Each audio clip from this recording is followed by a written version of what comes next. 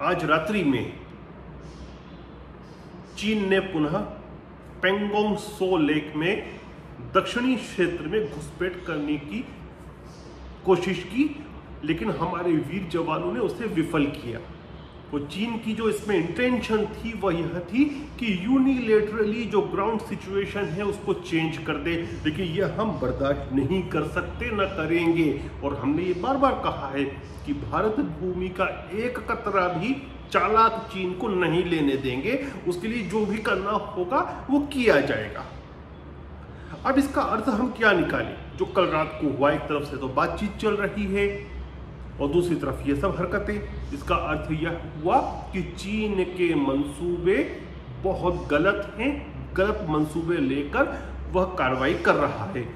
और चीन के अंदर बहुत सारी बौखलाहट भी है, क्योंकि उसने नहीं सोचा था कि भारत इस तरह से अपने ग्राउंड पर स्टैंड करेगा। उसको लगता था कि जिस प्रकार से साउथ चाइना सी में जो दूसरे देश हैं उनको परेशान करता है, वो वह देश एक तरह से झुक जाते हैं चीन के सामने, भारत भी झुक जाएगा। लेकिन इसका विपरीत हुआ। भारत ने एग्रेशन दिखाया।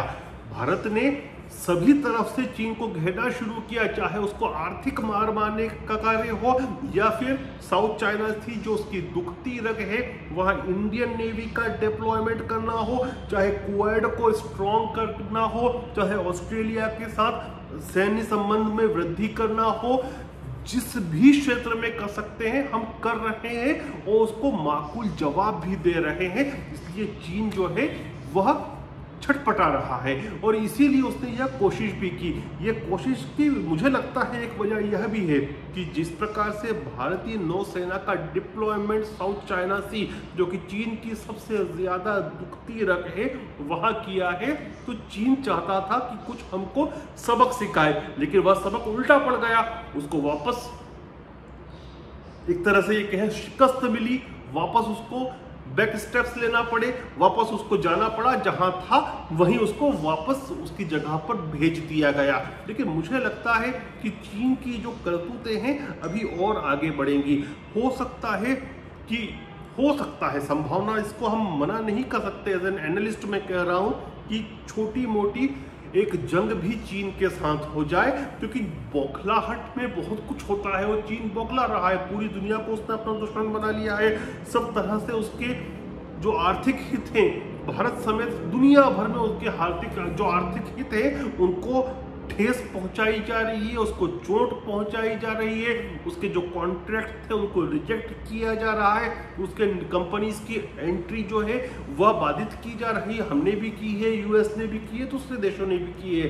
तो बौखलाहट में कुछ हो सकता है, लेकिन उसमें भी जिसको अंग्रेजी में कहते हैं ब्लडी नोज होना, चीन को वह ब्लडी नोज मिलेगी। और जनरल बिपिन रावत ने कुछ दिन पहले कहा था कि यदि बातों से बात नहीं बनती है तो मिलिट्री ऑप्शन खुला है। तो चीन को हमने तो स्पष्ट धमकी भी दी है, चेतावनी भी दी है और हम उसके खिलाफ कार्रवाई भी कर रहे हैं। और मैं कहता हूं कि भारत एक पीस लविंग कंट्री है। हम अभी भी चाहते हैं कि पीस रहे, हम किसी के साथ भी झगड़े करना नहीं चाहते, लेकिन हमारी जमीन पर किसी ने गलत निगाह से देखा तो वह निगाहें, उसकी आंखें निकाल दी जाएंगी, उसको माकूल जवाब दिया जाएगा।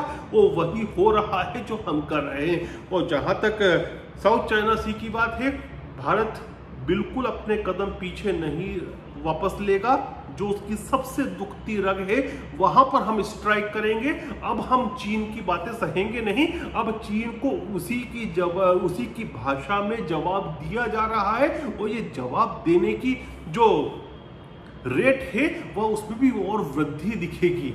और चीन को समझ जाना चाहिए कि अब उसका जो वो साउथ चाइना सी के कोई छोटे मोटे देश से, किसी फिलीपींस से या किसी वियतनाम से या मलेशिया से या इंडोनेशिया से बात नहीं कर रहा है, वह माइटी भारत से बात कर रहा है। इसीलिए ड्रैगन को अपनी औकात समझनी चाहिए और नहीं समझेगा तो समझा दी जाएगी।